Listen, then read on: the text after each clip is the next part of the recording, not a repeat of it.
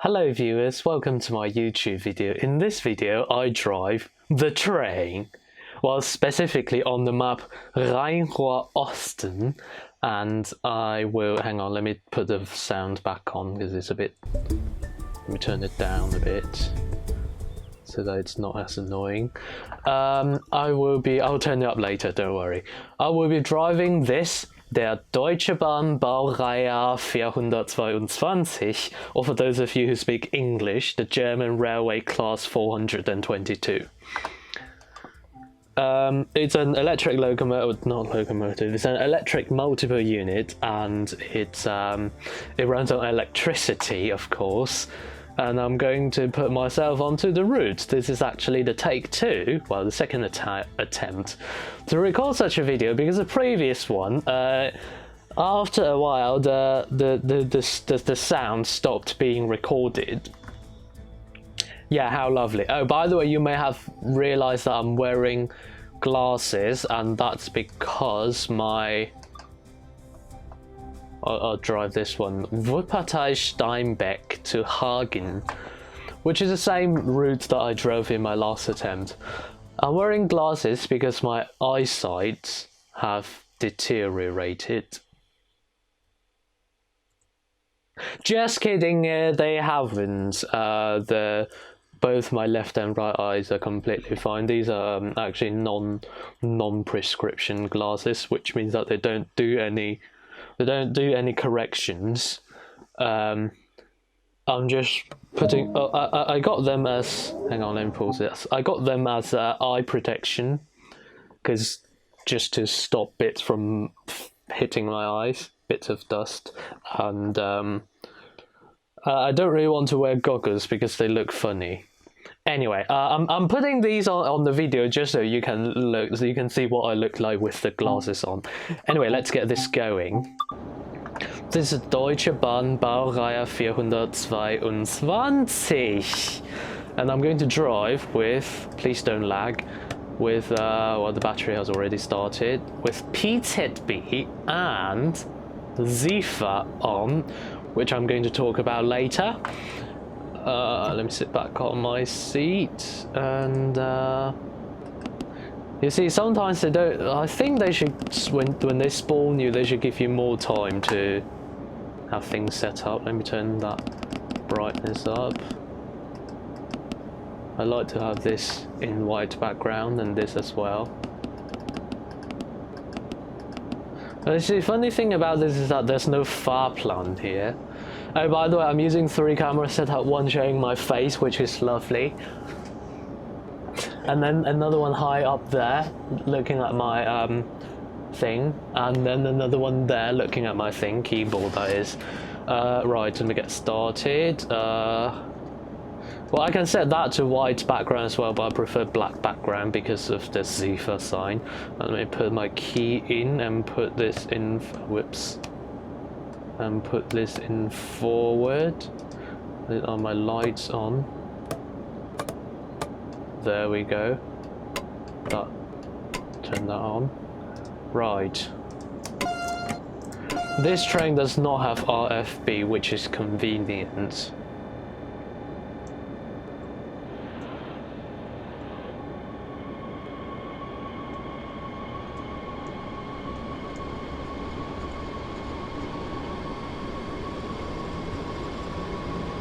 I have to be careful not to push the keyboard in, because if it's under this thing, that camera won't see it.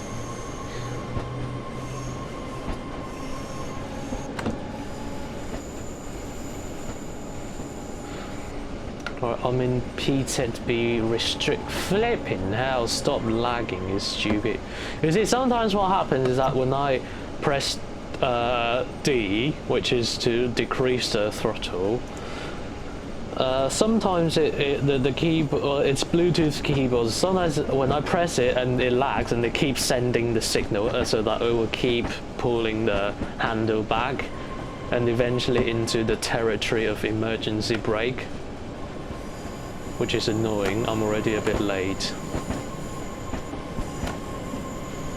Right, my restriction mode has ended. Ziffer just told me to lift my pedals a bit.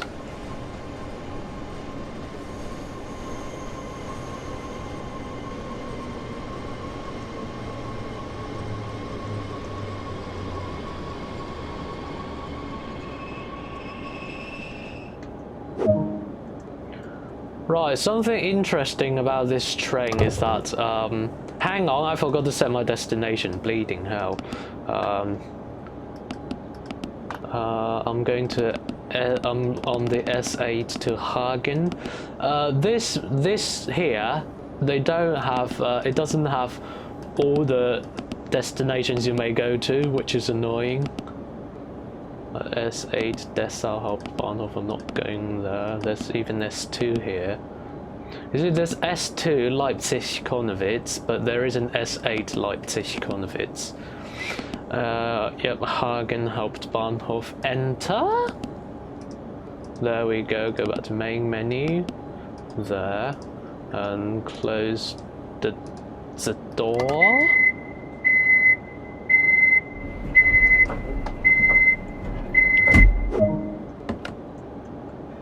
See the brake, that's the brake, the yellow needle. So now the brake is completely off. When the train stops, it applies brake automatically, applies a certain amount of brake automatically, and it won't come off until you apply some power. So what I usually do is I apply a little bit of power to let it come off, and then I apply more to get it going. I don't need that. What's my speed limit? 60.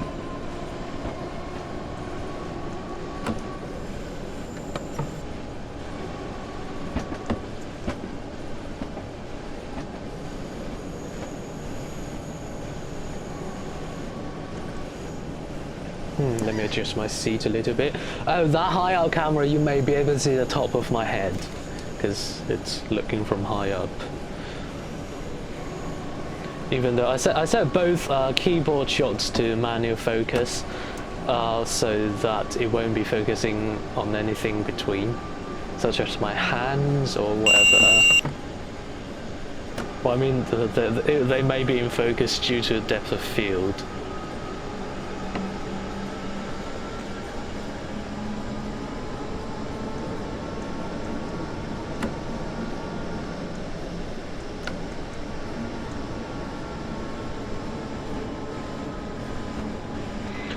I prefer to use the keyboard to play this game because,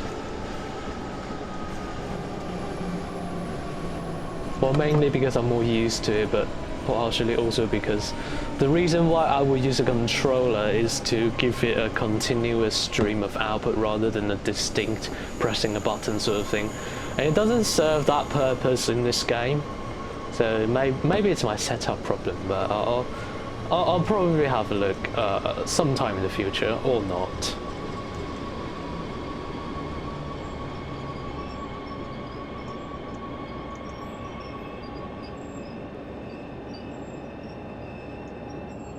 You see that brake comes on automatically, even when I put it in in off, it's still on. Right, that does not, well, it's in kilonewtons, so it's a unit of force. So the right hand side, on the right hand side half of the circle, that tells me how much force it's applying, and on the left hand side, that's the braking force of the electric brake. And here it shows me, what does it show me? It also shows me the force of the first train and the second train. Well, it's got 2 units here, so it's basically 2 units coupled together, so I've got 8 cars. Apply a bit, let the brake come off, and then it's going, and apply more. So I'm driving with TSW and Ziffer. The last German train driving video that I did, that was when I was still new to German trains. It was, I think it was July last year, I can't remember, or August. That was the first ever German train simulation driving video that I did on my channel, and I was still new. I drove a Siemens Taurus, the class something, Was it 1A2? I can't remember the number. I'm not good at remembering numbers actually. That's that one. I was not using PZB on. It's basically PZB, or as those letters are pronounced in English, PZB. Unless you're American, in which case PZB. That was complete cringe. Anyway, PZB, it stands for Punktförmige Zugbeeinflussung. Yeah, I can't remember the English translation to that. It's something train influence. So, whoopsie daisy, I'd better brake a bit more.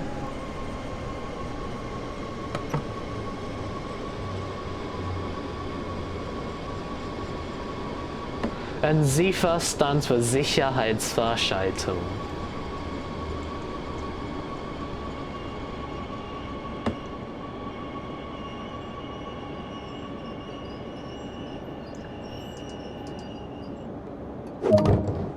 Lovely. SIFA stands for Sicherheitsverschaltung. I can't remember what it means, but it's basically a dead man switch. When it's basically you have to hold that pedal down all the time. Is it that pedal? Yeah, it's that pedal. You see, it's come off. Let's sit back on it. It's held down. The computer holds it down for you, but you need to hold it down in reality. And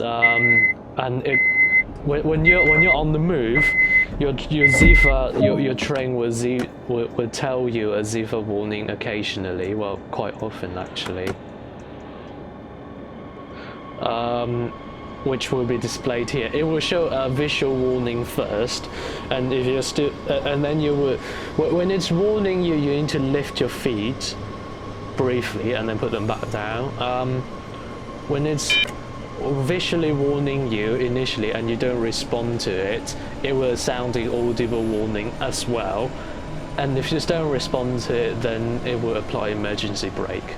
And then you have to start the thing all over again. That's SIFA for you, or Sicherheitsverschaltung. So in the game you respond by, no, in reality you respond by briefly lifting your feet. In the game you do it by pressing the Q button.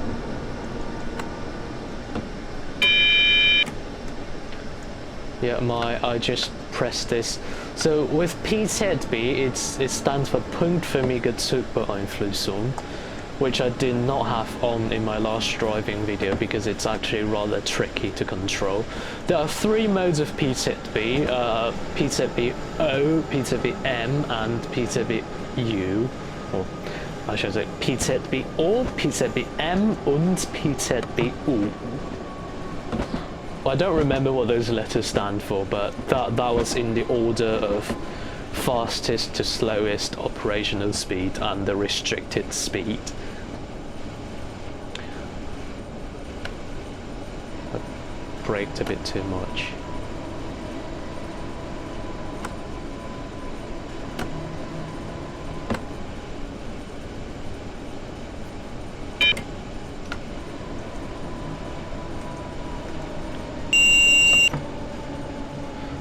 And then in PZB, there's supposed magnets on the track. There must be electromagnets, and there's a 1000 Hertz, which is the one you pass first, and then you pass a 500 Hertz one, and then there's a 2000 Hertz one, which you're not supposed to pass normally, because that's situated at the red signal.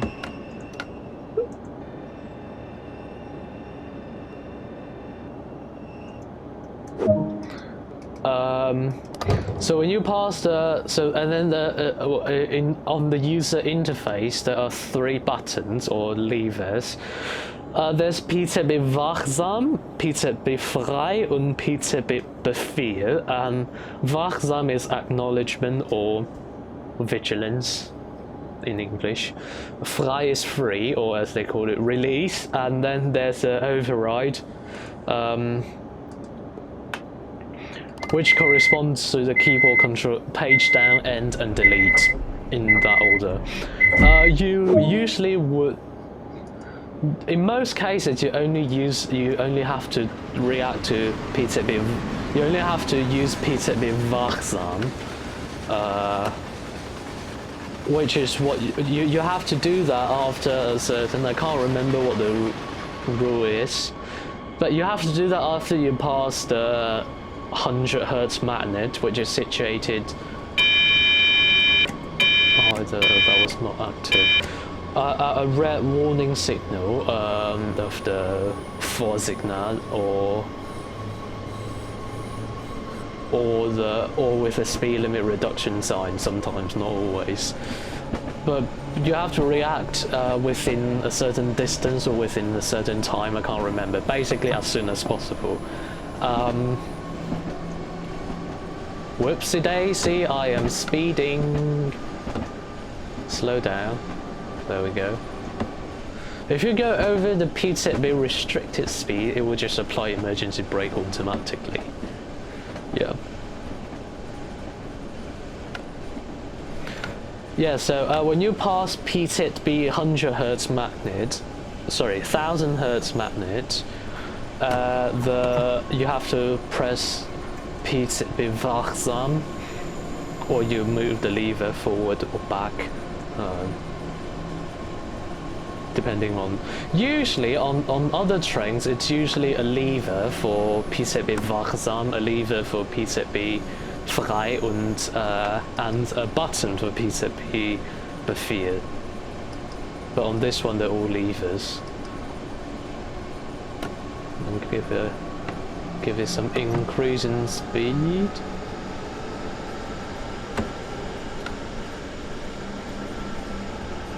And slow it down. I'm still in Wuppertal.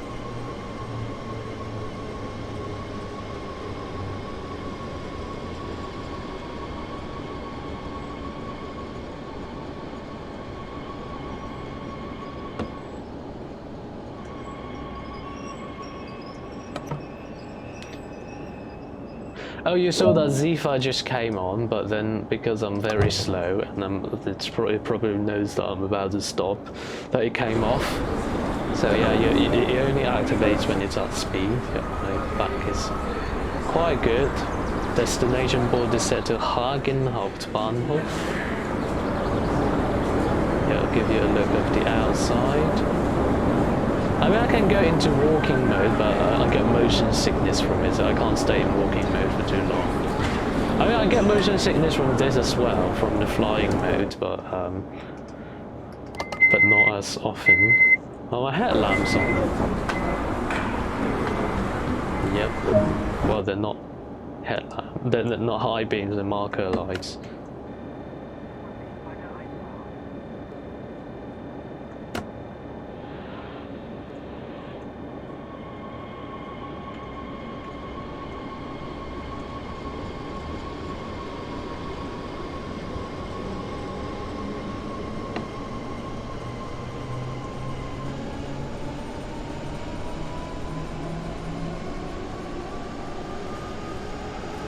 Right. Oh, I'm already late. Quite late. And then you've got PZB wachsam, PZB frei, and PZB befehl. You will press PZB frei if your signal is green, and well, if you're in PZB 100 Hertz, sorry, if you're in PZB 1000 Hertz restriction mode, and you're passing the 500 Hertz magnet, but your signal has been changed to green, you would press PZB frei, which will then disable the 500 Hertz restriction. If you press PZB frei, but your signal is not red, no, sorry, but your signal is not green, then I think it will apply emergency brake. So you don't usually have to press PZB frei, and then PZB befehl, which is override, is when you have the permission to pass a red signal. You hold PZB befehl to pass it so that the thing won't trigger the emergency brake. Anyway, PZB wachsam, which is the acknowledgement, you can press it anytime you want. If you press it when you don't need to, it won't do anything bad. But the other two, PZB frei and Befehl, they will, I think I'm pronouncing that word right, that if you press them wrongly when you're not supposed to, they will probably apply emergency brake. Right, what was I going to talk about? I wrote things on a piece of paper so I can see. Oh yes, forgot to mention this train was made by Bombardier and Alstom. Right, that tells me that that's a speed limit reduction warning sign. That's telling me that I'm approaching a speed limit of 80 kilometers per hour. Because in Germany they chop off the zero at the end. So they can't set a speed limit for, say, like 75. It's either 70 or 80. Yeah, that's an eighth of the speed. Sorry, a tenth of the speed limit, basically. And I think in Germany they do that for trams as well, so that's lovely. In Britain trams use kilometers per hour as well, but they don't divide the speed limit by 10 on the signs. They just show well, British trams are limited to, well, in fact trams in general should be limited to that. I think it's 70 kilometers or 80, I can't remember. Oh, I think I'm about to go through the metropolitan area of Leipzig. Do I go through Leipzig in here? No, I don't. Well, some other metropolitan area then, which is why I've got a speed limit reduction. And the other one, the rapid transit one, that goes to Leipzig. But here, just go from between Wuppertal and whoopsie daisy. I am. No, stop. I will reverse, because if you reverse, you have to set the reverser to reverse. Which, hang on, let me show you. How far? Oh my god, fast. Anyway, let me stop talking when I approach a stop. Yeah, that's a reverser. If there's forward, neutral, off, and reverse. If you go through it off, it will turn off the PZB and turn it back on again. And if you go to off, if you go to reverse, you go via off, and that will reset the PZB. And when you start the PZB thing, it goes into restriction mode, which you will be restricted to 45 kilometers per hour if you're in PZB or PZBO mode. So yep, that's it. The restriction will remain there until you travel a certain distance. So yeah.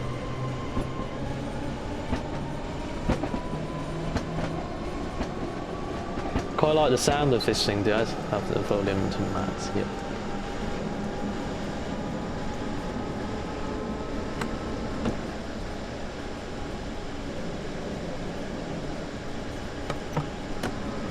I don't think you've ever heard of Zephyr screaming in this video, have you?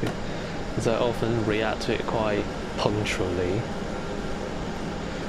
I may forget to press PZB wachsam in this video, and then the emergency brake may come on, and then it will go all funny.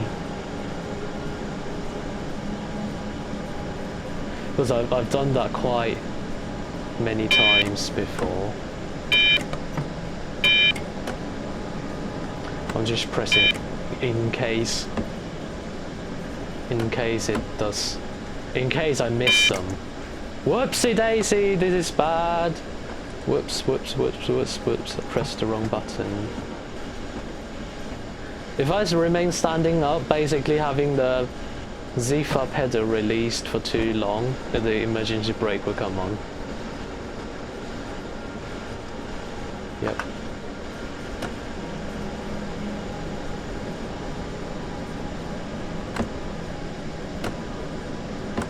Oh, in case you wonder, I've got the mouse on the left. If it makes you cringe, well, deal with it. I'm ambidextrous, so it doesn't really matter. I think in my past few videos I've been having the mouse on the left. Maybe I'll have it on the right this time. Or for now, from now on. Yeah, that'll do.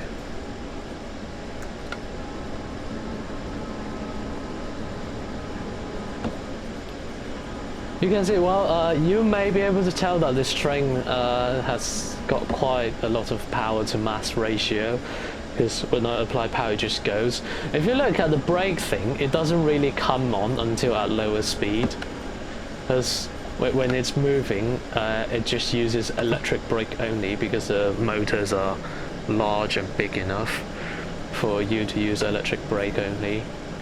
But electric brake won't work as well when you're traveling at low speed, so that's why the friction brake has to come on. Actually, this is not the only train that does so. I think the Bombardier Movia, basically a London Underground S-Stock, does that as well. A lot of trains do that. I suppose the Hitachi Class 800, A01 and A02 do them as well, classes. Because when you have a powerful enough motor, you can use electric brake only. Well, that's power to mass ratio, that is. When you have a higher power to mass ratio, you can use electric brake only at higher speed. That's good for avoiding brake wear.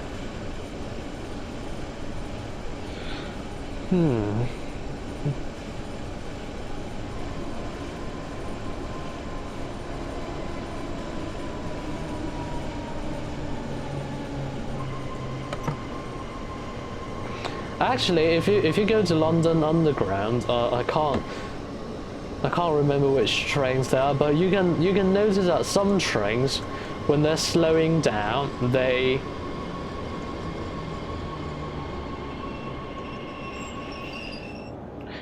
whoops, that was a bit hard. Actually, you can notice it on this one as well. When you're slowing down, it doesn't really have the friction sound, the sound, until at very low speed. That's because when it's braking and you're not at quite low speed, it's using electric brake only. It's not using the friction brake, as you can tell from here. Yeah, just pay attention to that if you want to find that out. But the friction brake only kicks in when you're at lower speed, which is why you only hear that sound when you're at lower speed.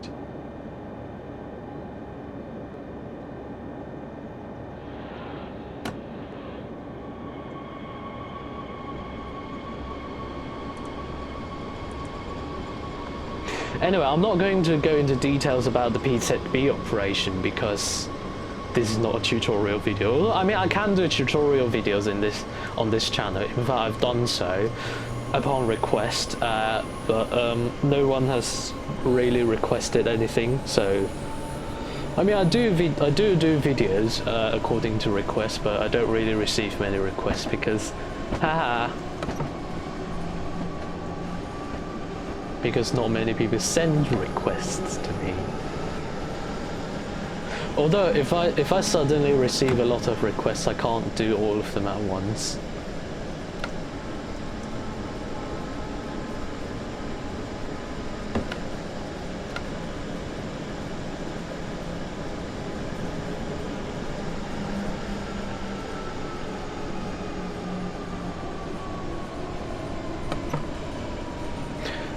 Yeah, notice the brake sound.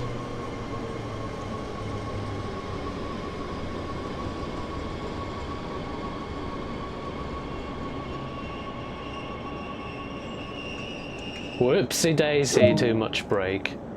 Did I? Yep, that's on the platform. How lovely. Yeah, that'll do. Right, my speed limit has increased to 100. Oh, by the way,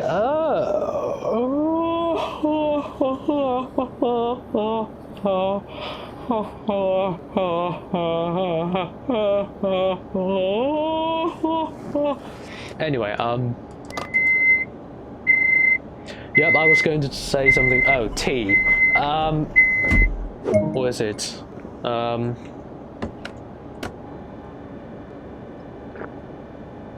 This is Earl Grey, and that's English breakfast, which is this one. They've turned cold, but that's alright because it's quite a hot day today.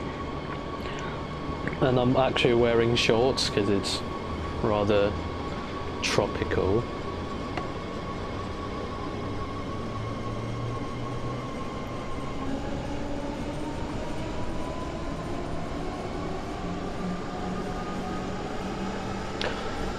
Well, this video, the aspect ratio is actually quite funny. It's 19:9. I'll tell you how that is the case. Basically, I was thinking, well, the first multi-camera setup video, I only did it because I did it. Basically, I did not have the canvas or. Let me pay attention to this bit.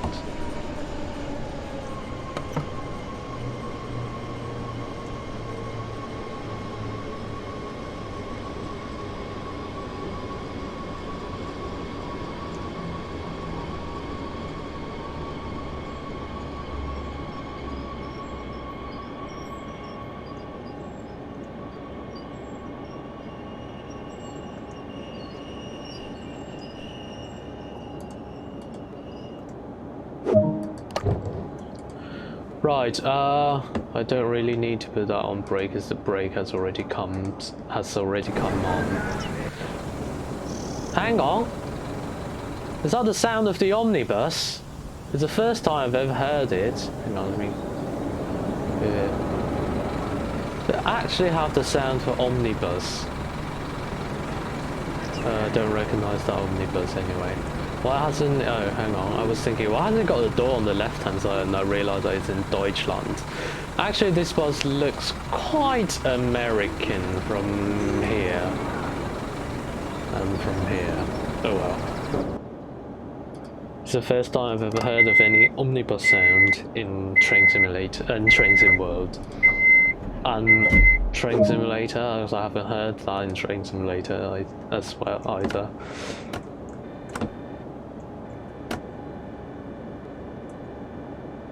Stupid connection. Is my thing still recorded? I hope my screen recording facility is capturing sound, because it stopped recording sound somewhere in between, so that was annoying.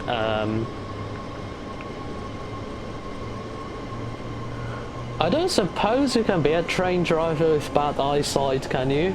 But I don't have bad eyesight, so it's okay. My eyesight is actually very good. I'm not sure if I've got 20/20 vision. I may have, but I haven't done eye examination in... If I can't remember the last time I did eye examination.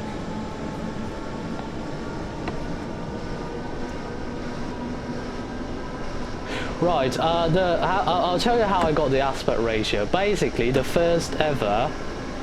This is the third multi-camera setup driving video I've done so far. The first one was driving a double trailer, a Mercedes, hauling a double trailer, which was, I think it was a carrier container, or was it a curtain sider, I can't remember. And then the second one was me driving an omnibus. It's an articulated omnibus.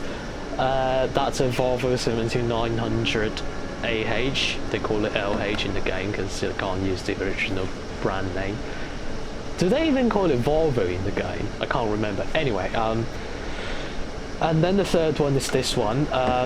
which, by the way, you may have worked out that they're all in Germany.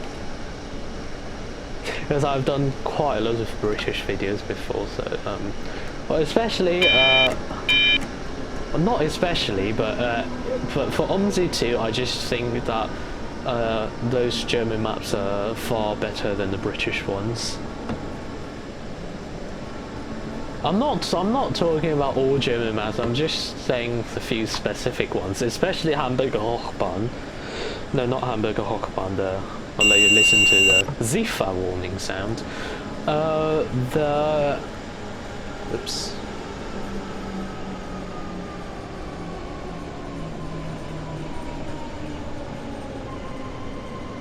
It's not just the map, but also the buses, because, you know, buses are related to locality. They've just done the ones for Hamburg so well, and another thing is that they've got those.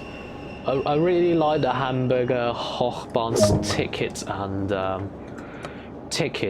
let me have a look here. Whoopsie daisy, lovely. I don't I'll get out from here.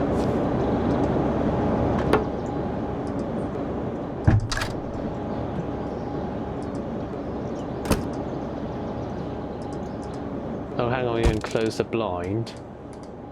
But I would rather have it. I would rather have it open so that people can see me driving. Yeah, they've just done it so well. I particularly like the Hamburger Hochbahn. Whoops. And I'll close the doors.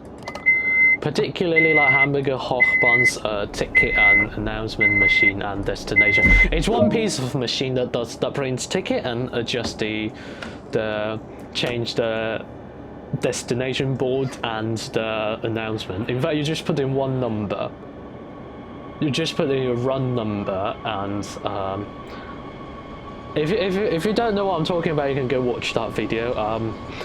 It's well, I do show me setting up the thing in the video. So you basically put in your run number and then that's it. You don't need to put in your route number or destination, it just changes automatically. And then the announcement is all automatic. Of course you can override it. Oh, I'm ready. My next station is Hagen something, so it should be near the end of the route. Oh yeah, back to the video. I did initially with the double trailer video, the first multi-camera setup. I did a recording before I decided how to put them together, and then I was initially thinking of putting one camera shot to overlay the screen, and then I thought I've done that before, and it didn't really turn out well because it feels like bits of the screen is chopped off. And then I thought about having it on the side. I was thinking I can't just put two next to each other; it would make the whole video very wide. So I didn't do that. If I make the shot smaller, then I got a black thing, the black area there. So I decided to. I was thinking, if I've got a black area there anyway, I may as well just put the other two camera shots there as well. So I ended up having the 3 camera angles there, and then I went on to think about how wide should each camera shot be. Of course, they will be of the same width, but how wide should they be? And then hang on. Whoops, that was a bit harsh. So it caused the stop to be a bit jerky.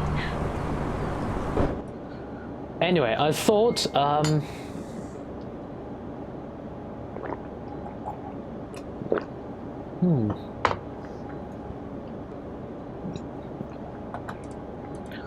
I thought, well, I hate vertical videos, so I won't have them in vertical, but then if I have them in horizontal, I was thinking, maybe it will make the screen a bit too long, and then I thought about people consuming my media, but most of them probably view it on the HD TV or on the computer, which would have 16 to 9. I prefer saying 16 to 9 because it's an aspect ratio, it's not multiplication.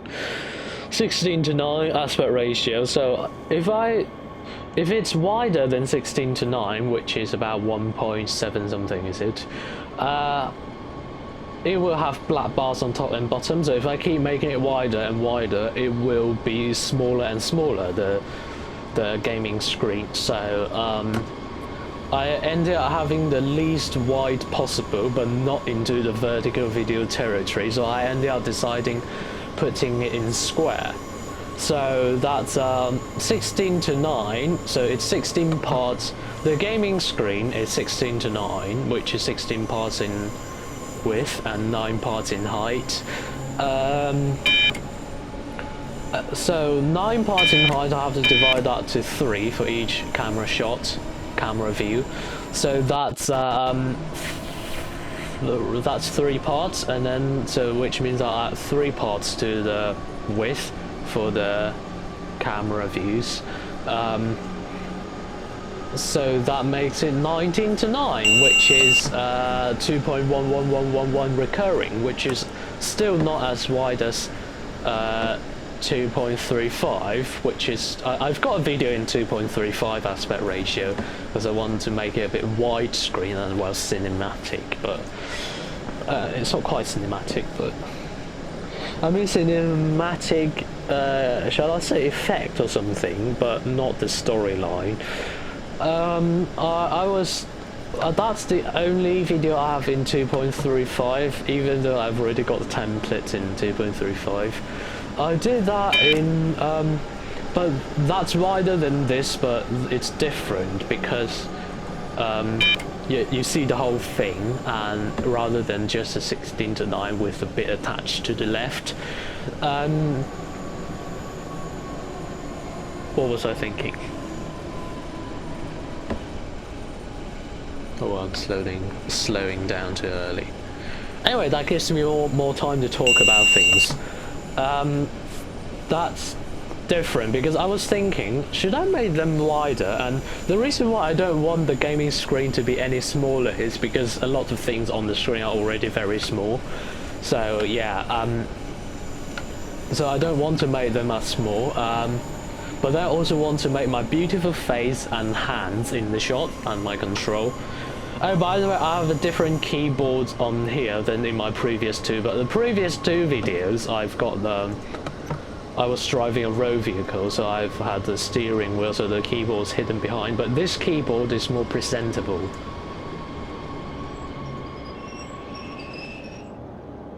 Another jerky stop. Anyway, so with the 2.35 video, that was Trains at Haringey, the spotting video. The thing is, when you shoot video, say for example you want to hang on, when you shoot videos, you need to have in mind what your production specification is. For example, if I produce in 2.5 frames per second, I need to shoot things in 2.5 frames per second, unless I have in mind that this scene will be slowed down by a factor of 2. In which case I will shoot it in 50 frames per second. Otherwise, if I intend to play it at no faster or slower, I need to shoot it at the same frame rate as the output one. The same thing with the aspect ratio as well. So if I output in full HD and I'm planning to show the whole view, I need to shoot in full HD. However, if I'm planning to crop in, then I would change the camera setting to shoot, well, camcorder setting to shoot in higher than full HD.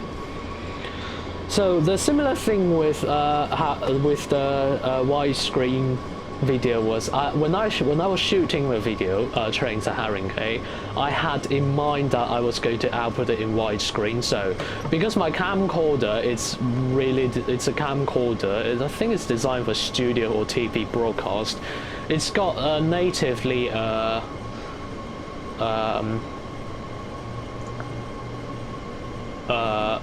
natively it's 16:9 aspect ratio, so I have to crop the top and bottom off. But it won't shoot in any aspect ratio, in any other aspect ratio, I think. I'm not sure about that, but it certainly won't shoot widescreen. So when I shoot the thing, I can put the 2 lines on the preview screen to mark the widescreen part, so that when I shoot the thing, if I don't have in mind that I'm going to do a widescreen, I may frame it in the way that there are things to its full advantage, basically. Whoops, almost forgot. But if I have in mind that I'm going to output it in widescreen, then I'll try not to frame any useful information in the top and bottom part. So there's that. And then after trains at Haringey, I only really did 2 spotting trips. I only did 3 trips for video for spotting video production, 2 of which were actually spotting. The third one, that was for my long video this year, which I'm planning to do it in the full suite of production, so that includes pre-production. But I'm collaborating with another person. Basically, to make it more interesting, it's a bit like the 2019 long video, the off-topic train spotting, except oh shite! Oh, hang on, not 8. Oh, I've got 65, not 85. Anyway, except more interesting, so chop out all the boring bits. Anyway, after the trains at Haringey, I only did 3 trips to shoot videos.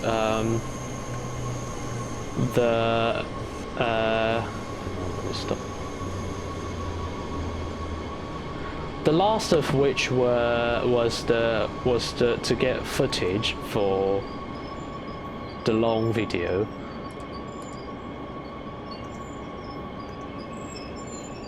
To be honest, I think this long video this year can actually be considered a film. Anyway, because it's more like a production video, and it's not really a film, to be honest. It's more like a show.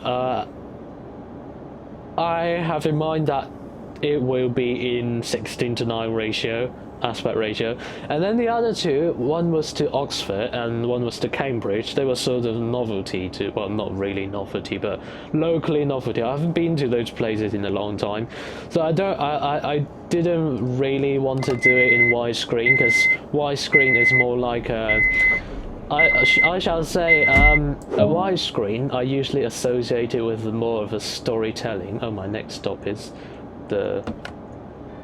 more like what should I say, a scripted one. But whereas those 2, it was more with the theme of adventure, even though when you watch the video, really they're all the same. So I wasn't intending to do it in widescreen. And then after the last one, there's lockdown in place. How lovely! Oh, by the way, back to shooting facility. The reason why I didn't get a cinema camera or a film or digital film camera, basically a one that would, or a movie camera, the one that would have widescreen on the thing. Mine is a Sony NX80, by the way. Well, I've got some other camcorders, but that's the main one I use.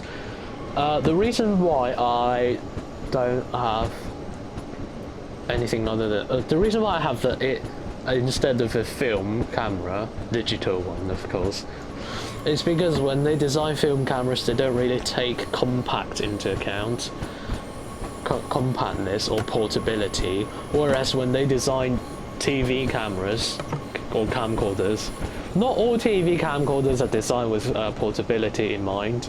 Well, actually most of them are, but not many with this amount of portability.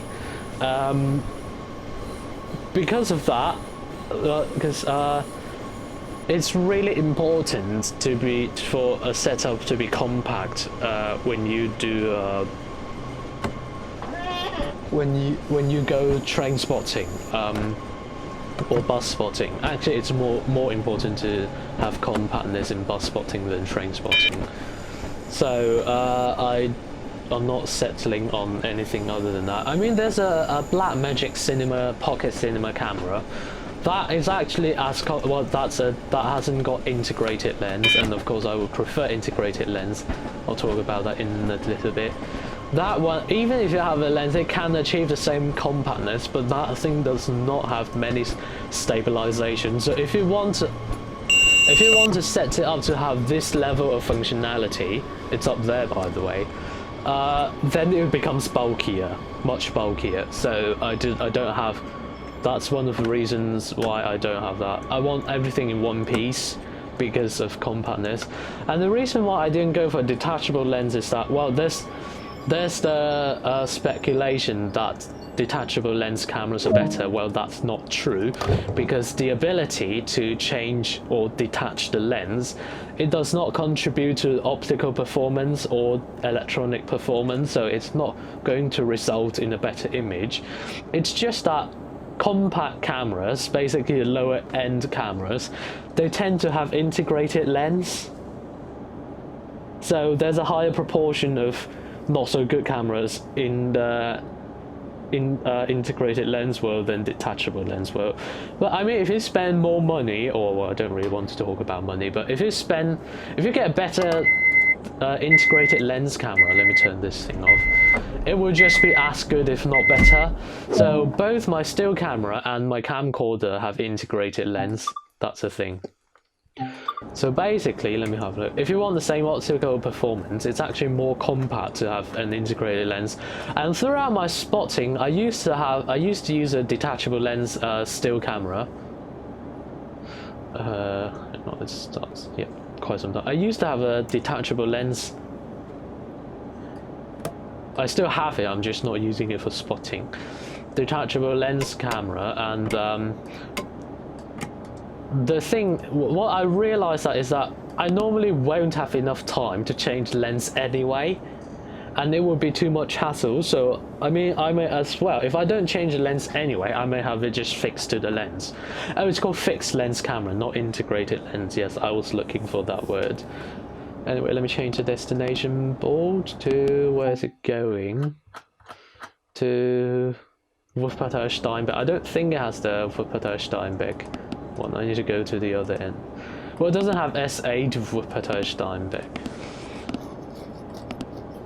There's a Wuppertal, no, that's Oberbarman.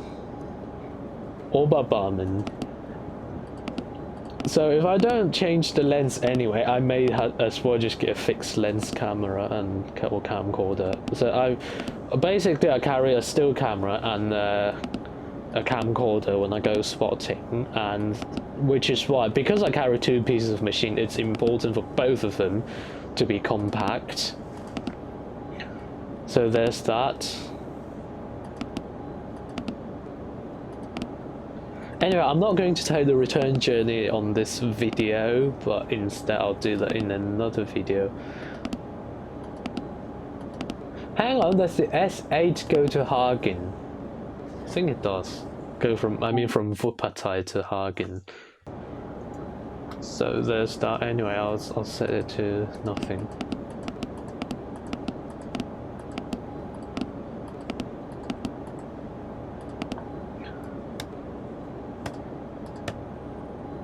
And turn off that.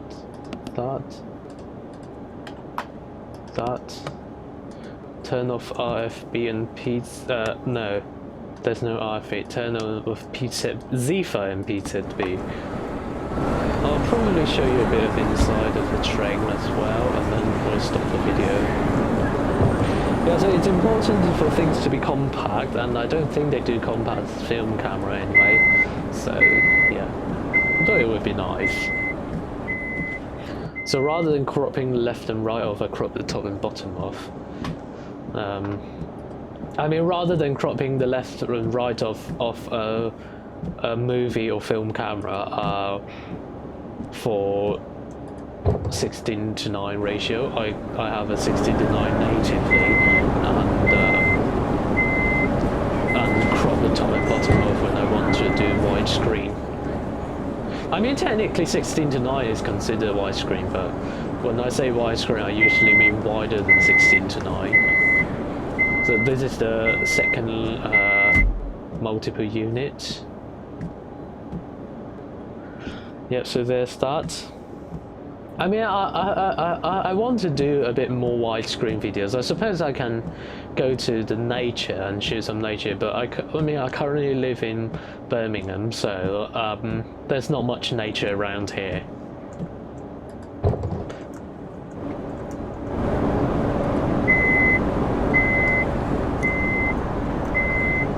Yeah, that is the, well, there's not much interesting here. Anyway, that's the end of the video, and end of journey, and end of the video, and I hope you enjoyed listening to me talking about random things.